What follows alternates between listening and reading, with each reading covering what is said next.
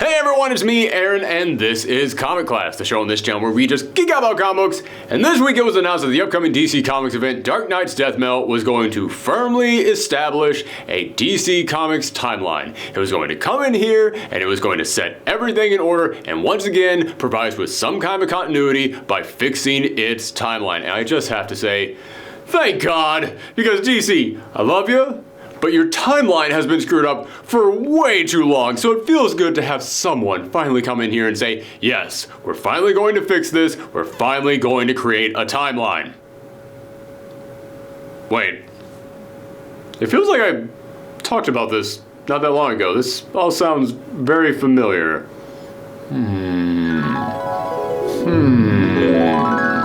It's me, Aaron, and this is Comic Class, the show on this channel where we just geek out about comic books. And this week, we finally got some definitive answers on what the heck DC 5G is supposed to be. We've been hearing about this thing for months now, but we have finally started to get some answers about what exactly it's going to be. And apparently, it's going to be a series of one-shots, and each of them is meant to focus on a different generation of heroes. And when they're all put together, when it's all said and done, we will be able to look at these books, and we will finally have a firmly established DC timeline.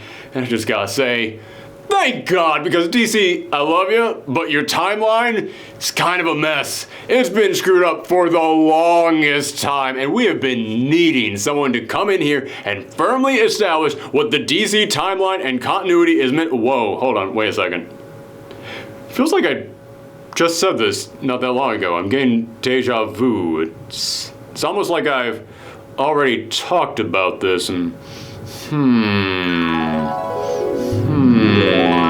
everyone, it's me, Aaron, and this is Comic Class, the show on this channel where we just geek out about comic books. And man, that ending to Doomsday Clock, that was truly epic. It blew my mind away. And we, of course, have to talk about, right here at the top of the show, the biggest, most important part of this issue. Dr. Manhattan reset the DC universe, so now we can finally have a firmly established timeline. Everything has been reset, so now we can finally have a functioning continuity. And I just gotta say, thank God, because DC, I love you, but your timeline is kind of a mess. We have been needing something to come in here and reestablish the DC timeline. Wait a minute, hold on. Feels like I just talked about this not that long ago.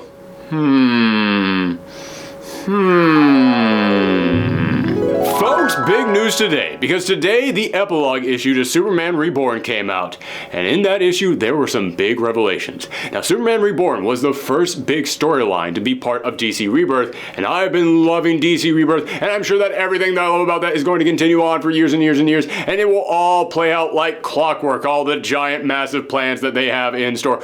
Ooh, man, I cannot wait to see how all this goes. But in DC Rebirth, we know that the old Superman returned, but we have that problem of what to do with the new 52 Superman. Well, what they did here is they merged their continuities. Yes, the reality of the old Superman and of the new Superman merged together, and you know what it did?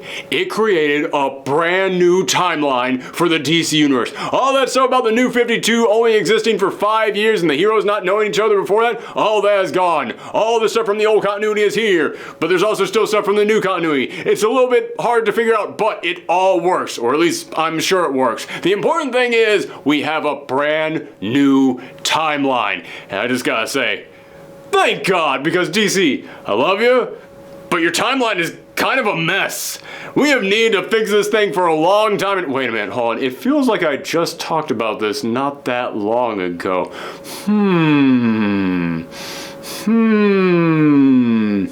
I'm sure one day in the future my beard will actually be this long and I won't just keep stroking air, but until then, Okay, I think everybody gets the joke by now. DC, what's up with your timeline? Folks, we need to talk about DC's Timeline, and to a greater extent, continuity as a whole when it comes to comics. Because as we said, DC has announced that their next big event, Dark Knight's Death Metal, is going to, quote, sort out continuity and the universe, which is a great idea. Honestly, DC's continuity has been broken for a long time now, and I want to make it clear that I'm not talking about little stuff. I'm not talking about, well, this character was in this book, but then they were over here in this book, so how does that work work. I'm not talking about this character said they had never met this person, but actually they did meet over in this issue. I'm not even talking about in this issue, this character was this powerful, but then in this issue, they couldn't even do this. How does that work? I'm not talking about any of that stuff because in all honesty, those are fairly minor details that in the grand scheme of things don't really matter and real talk are not worth the hassle that it takes to keep track of it all. In episode 2F09, when Ichi plays Scratchy's skeleton like a xylophone, he strikes the same rib twice in succession, yet he produces two clearly different tones. I mean, what are we, to believe that this is some sort of a magic xylophone or something? Boy, I really hope somebody got fired for that blunder. Am I putting too many Simpsons references in these episodes? No. No, it's the comment sections that are wrong. Also, this isn't about how come they never mention these things from these issues anymore. How come this thing from this comic never gets brought up again? While there is a little bit more legitimacy to these types of complaints, it's next to impossible to keep the entire 60-some-odd year-long history of these characters in order and have it still make sense. Stuff will fall by the wayside. No one can keep all that stuff in order. Except for Al Ewing, and honestly, I have no idea how he does that. I don't even think Al Ewing is a man. I think he's the Marvel wiki page brought to life and given sentience. But we all can't be sentient wiki pages, darn it. No, I'm talking about things like, who were the founding members of the Justice League? Yeah, stuff like that feels kind of important. Kind of feels like the sort of thing that we should know. And I know that some of you might say, we know who the founding members of the Justice League were in this continuity. The New 52 firmly established that the founding members were Superman, Batman, Wonder Woman, Green Lantern, Flash, Aquaman, and Cyborg. Yes, that is the most recent incarnation of the starting roster that we have. However, that starting roster was established back when the New 52 began. And back then, they said that all these heroes had only existed for 5 years and had never known each other until then. But then, in the storyline Superman Reborn, they merged the old Superman continuity with the New 52 continuity to show that these heroes had indeed known each other and existed long before that, showing that Superman, Batman, and Wonder Woman were all friends when Superman's son was born 10 years ago. Meaning that these heroes must have been around for years before that, meaning that one of three options had to have happened. Either there was now a new Justice League starting roster that existed for over a decade, or these heroes were all friends and knew each other but never formed a team until 5 years ago, or it means that the New 52 roster is still canon, but they formed 15 years ago, meaning Cyborg joined the team when he was 8. Now, Superman Reborn came out 3 years ago, and in 3 years, we still have no answer to this question. We still have no idea who the founding members of the Justice League are, which feels to me like a really big blank spot in your universe to just leave sitting there for 3 years. And that's been my problem with DC's Timeline. It just feels like there are huge blank spots all over the place for big important things that their current series kind of depend upon. And this isn't a recent problem I've had. This has been something that has been bugging me for a long time now. I remember the first time that it hit me was when the New 52 came out and they threw out all of their old continuity to try and make things simpler. Except for the parts of their continuity that they kept. And we didn't know what they threw out and what they kept until years and years into the New 52, if we ever learned what they kept and what they threw out. But I sat back and I said, you know what? Let's see what happens. We're going to learn as time goes on what stayed and what changed. We just need to wait. But there came a moment in one of the Green Lantern books where they mentioned how Kyle Rayner and Soren Ignatu broke up, which had happened right before the New 52 was created. But then it hit me. Wait, they broke up because Kyle was still in love with Jade. But Jade no longer exists in the New 52. So what broke them up? And when I realized this, it was like a crack in a dam, and that crack kept growing and growing. Jade returned to life in Brightest Day, which was the follow-up to Blackest Night, an event where many characters returned from the dead. But in the New 52, almost none of these characters had ever died. But Brightest Day and Blackest Night were still canon, and they still happened. But how did they happen if there was no one to bring back? Well, we know that Superman apparently still died in the New 52, but it wasn't to Doomsday. So then what was it that killed him? How did he die? And it kept going and going, and it kind of drove me a little nuts. And recently, Dan DiDio said on a show that one of his big regrets when he was working at DC was he felt that they didn't plan out the New 52 enough in its second year, saying they sat down and mapped everything out for the first year, but by the second year, there were so many questions about how things fit together and it started to fall apart. Now, I really don't want to come in here and question anything about this and how the New 52 was planned out, because we don't know what actually happened behind the scenes. But I really do wonder how much they actually did plan out that first year. Remember in one of the very first New 52 issues when they said Martian Manhunter was a member of the Justice League? And then a few months later in Justice League, they said that no one had ever been a member of this team outside of the founding members? But then a little later, they said that they did try to let Martian Manhunter in, but something went wrong, so they don't count him, and honestly, the whole thing just felt like a mess. And that is only one example, but there were so many other series that just kept raising questions like this. Like they were trying to quickly patch up holes as they formed by creating further conflicting narratives. It felt like nobody was on the same page about really big, important stuff. Also, it's really hard for me to trust DiDio saying he planned out a continuity, because a few years later, when the calls for DC's older characters to return reached a peak, DC announced an event called Convergence, where all of their old timelines and realities would come together to fight. And at the end of that event, they essentially said everything was now canon. Everything happened. And there were multiple times over the course of years that followed in which the comics, and in particular Dan DiDio himself, came out and backed up this idea that everything happened, and we can now tell stories about whatever we want. Hey, that sounds great. One question though, what? What does that mean? How does that work? Now, you can look at this and say that was just DC throwing up their hands and saying, I don't know what our timeline is, everything happened, there, happy? But as I said, a lot of the creators and heads of DC, such as DiDio, seem to really be behind this idea that anything and everything happened all at once, whenever and forever. Now again, we don't know what things were like behind the scenes, so for all we know, this is just what the higher-ups at DC want. People higher than even the lead editors. So guys like Lee and DiDio and everyone else just had to go out there and sell it and act like it's what they really want. But it really came off to me like the people at DC just didn't want there to be a timeline. Like they just wanted everything to be loose and free. Which, when you phrase it like that, does sound like it could create some great stories. And honestly, some of the best stories that DC has written over the past few years have been the ones that don't really tie into anything. And that brings me to the larger focus of today's video. Do we even need a timeline? Do we actually need continuity? When the news went out that Death Metal was going to organize the DC timeline, I saw so many people say, so, who cares? Don't even worry about a timeline. Now, what are the benefits of just ignoring continuity? Well, the most obvious benefit is the freedom that it allows these creators. When you don't have to worry about putting your story at any one specific point in the timeline and worrying about how it will affect the outcome of future stories, then you can really write whatever you want. You can take the basic elements of a character or the major beats of their life that everyone already knows and then build upon that a story that would never be allowed to exist within the main continuity. Let's take a look at a recent hit from DC Comics, Mr. Miracle.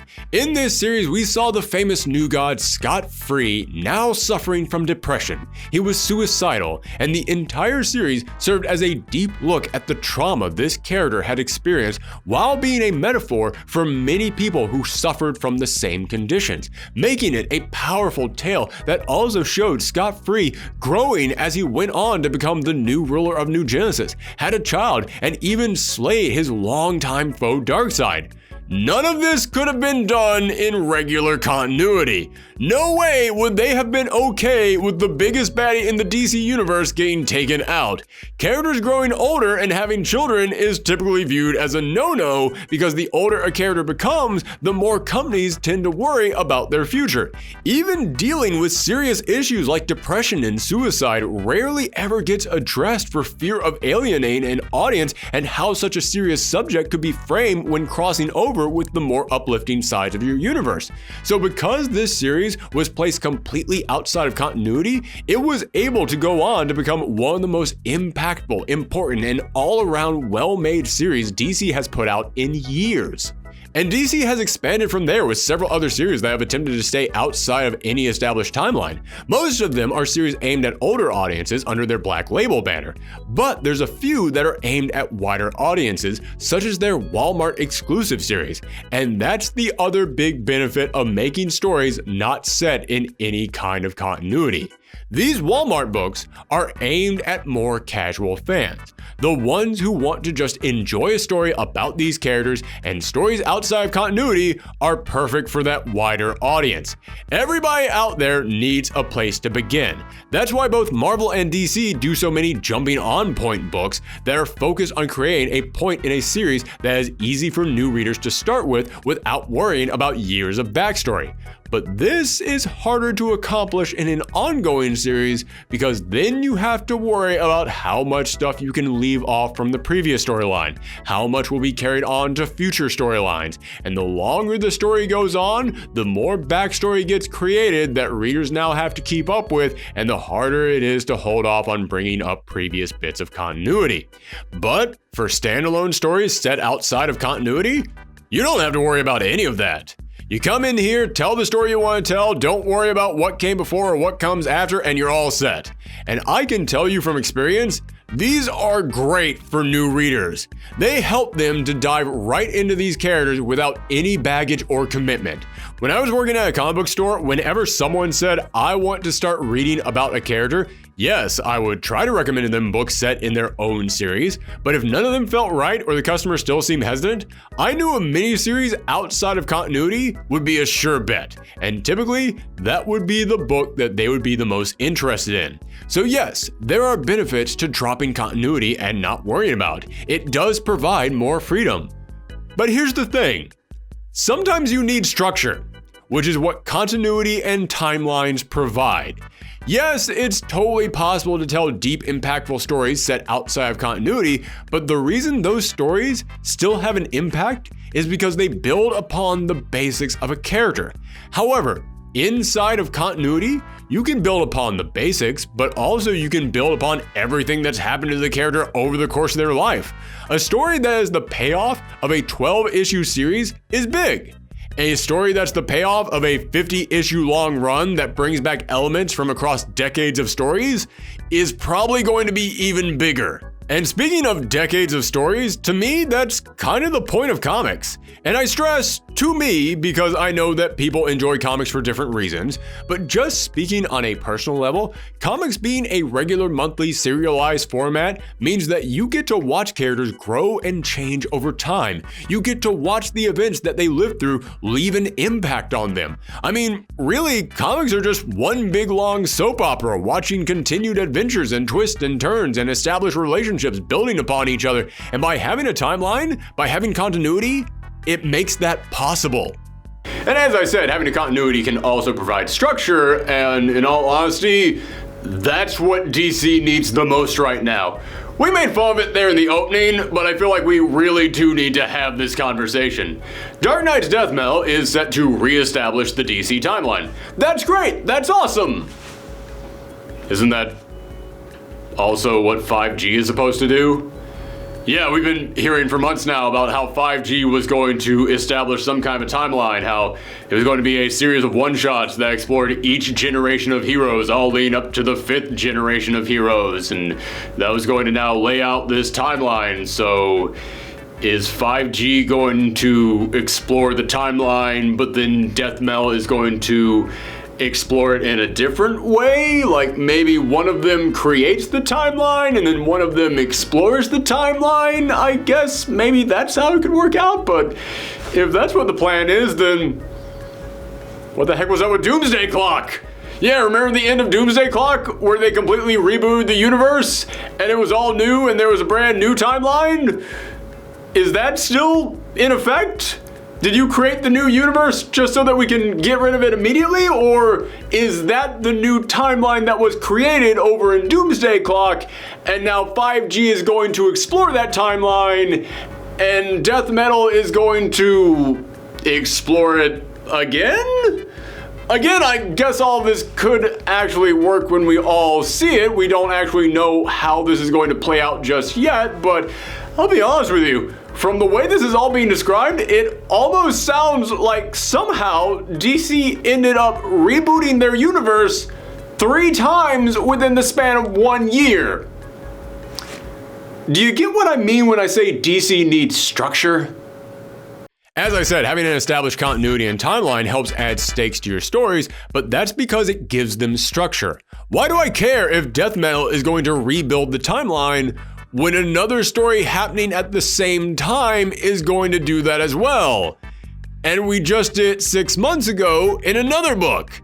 As I mentioned, many years ago after Convergence, DC started to lean into this idea that everything happened, it's all canon. They leaned into this mentality where what was part of continuity and what wasn't seemed to be up to whoever was writing a story at that particular moment, and that's when I started to feel the structure dropping from DC, and honestly, I started to care less about these stories because let's say that one writer says that something happened, but another writer says it didn't happen. And both of them are writing stories based around this event happening or not happening. That's fine if continuity doesn't matter, if they're standalone stories. But when these two stories now exist within the same world and the effects of both stories could go on to affect other parts of said world, yeah, it kind of makes you shrug and just say, well, what's the point? Why do I care what comes from this story when another writer out there can just say it didn't happen? Or when something that almost completely negates it is already happening at this exact moment? Over in Scott Snyder's Justice League, which I loved by the way, really have to stress that, I thought that series was great, but the storyline within those books began in Dark Knight's Metal, where the DC heroes had to face off with Barbatos, one of the biggest threats they had ever seen, leading to the destruction of the Source Wall, the barrier around our very universe.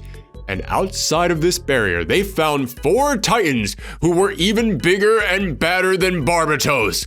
But then, after defeating them, they learned of Perpetua, the mother of the multiverse, who was even bigger and badder than those Titans. And even though I really enjoyed these books, all I could think was, wait, so Perpetua is bigger than the Titans, who are bigger than Barbatos? Why do I care about Superman fighting Dr. Manhattan over in Doomsday Clock? Dr. Manhattan feels like chopped liver at this point. I mean, the threat of Dr. Manhattan is that he can rewrite the universe. But over in Snyder's Justice League book, they're already fighting a guy who can create multiverses just by swinging his hammer, and he's the mid-boss of that story. That's why even though freedom from the restraints of a timeline can be tempting because it can create wilder and larger stories, the structure that a timeline provides creates more fluid and cohesive shared universes, which is also part of the appeal of these comics. But there's one other reason why we need a timeline, why we need continuity. It's because, as I said, writing stories outside of that continuity can create really deep looks at these characters by taking our pre-existing knowledge of these characters and twisting it into wild, crazy directions. But in order for the writers to do that, we need pre-existing knowledge of these characters. In other words, we need a continuity to build off of to do these one-off stories.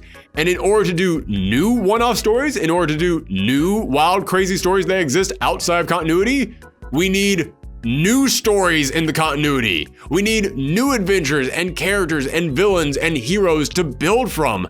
Otherwise, we're just going to end up telling Batman and Superman's origin stories over and over and over again. So in the end, do we need a timeline? Do we need continuity? Yes, we do. But that doesn't mean that we shouldn't also have a place for the stories that exist outside of it. Speaking of Scott Snyder's DC books, let's talk about Last Night on Earth, the conclusion to his Batman run. This book was fantastic, one of my favorites of last year, and it existed outside of continuity. It took place decades in the future, and while you can read it completely by itself and get something from it, it takes so many themes and plot lines that had built up during Snyder's multi-year-long Batman run and brought them all to a head that it gave the people who had been following this story a much larger impact. And with Death Metal now providing the DC universe with a solid timeline and the structure that comes with it, we can see more stories like this. We can get longer running stories with bigger payoffs, while at the same time, we can also get one-off stories that build upon these new additions. And most importantly, with the structure that a shared continuity provides, we can see DC Comics now avoid things like, I don't know, having 3 Universal reboots all within a year. You know, just as an example.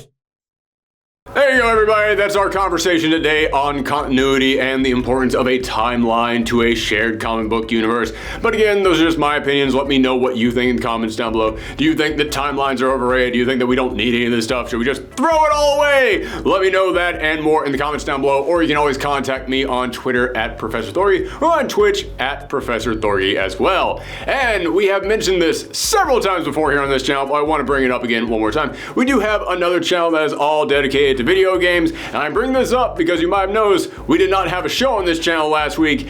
It's because we put out a rather large episode over on that channel. The video game channel is called Thorgy's Arcade, and last week we premiered a brand new show over there that I've been building up to for quite a while. If you follow me on Twitter, you know I've talked about for a long time. We premiered an episode dedicated to Marvel vs. Capcom, so if you like video games and you like comic books, that was a show about the two things coming together, and it was an hour-and-a-half long episode. So if you really need to kill some time right now, and let's be honest, a lot of us aren't going anywhere at the moment, but you just want something to be just a giant, massive geek-out fest about Marvel and about Capcom, go over there, check the video out. I'm gonna link it here at the end of this video. It's actually doing quite well over there, and a lot of people are really enjoying it, so if you want to check that out, go and see it. And again, an hour-and-a-half long. You can imagine I put a lot of work into that, so it'd mean a whole lot to me if you shared that around the web. But you can also share around in the other videos that we do on this channel. This is part of this show where I just start improving and I start tripping over my own words, if you can't tell. So if you want to share any of the other videos that you see here on this channel, the Professor Thorgy channel, that would also help us out a lot. But thank you guys very much for tuning in. Come back next time. Bye.